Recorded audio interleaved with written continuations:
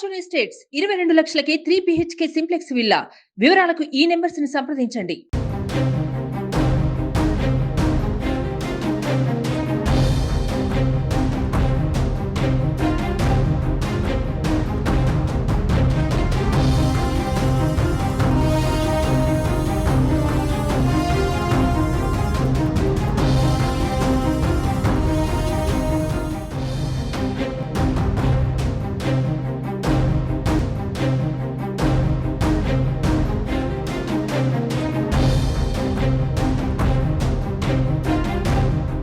రాష్ట్రంలో సంచలనం సృష్టించిన వెంకటాయపాలెం శిరోమండనం కేసులో నేడు విశాఖ కోర్టు తీర్పు వెలువరించింది.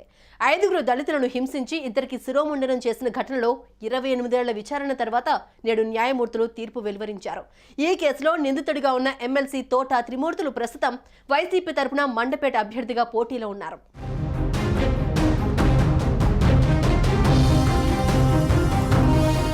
వెంకటాయపాలెం శిరోమండనం కేసులో తీర్పు వెలువరించింది విశాఖ కోర్టు. శిరోమండనం కేసులో ఎమ్మెల్సీ తోట త్రిమూర్తులకు 18 నెలల జైలు శిక్షతో పాటు 2 లక్షల రూపాయల జరిమానా విధించింది. 5 దళితులను హింసించి ఇద్దరికి శిరోమండనం చేసిన కేసులో 28 ఏళ్ల తర్వాత తీర్పు వెల్లడించింది కోర్టు. 1996 డిసెంబర్ 29న కోనసీమ జిల్లా రామచంద్రాపురం మండలం వెంకటాయపాలెంలో ఈ ఘటన చోటు చేసుకుంది. 2019 వరకు 148 సార్లు కేసు వాయిదా అనంతరం నిరవధికంగా విచారణ కొనసాగింది. ప్రస్తుతం మండపేట వైసీపీ అభ్యర్థిగా తోట త్రిమూర్తులు ఉన్నారు. కానీ నిందితులు వేసిన క్వాష్ పిటిషన్ హైకోర్టు కొట్టివేసింది.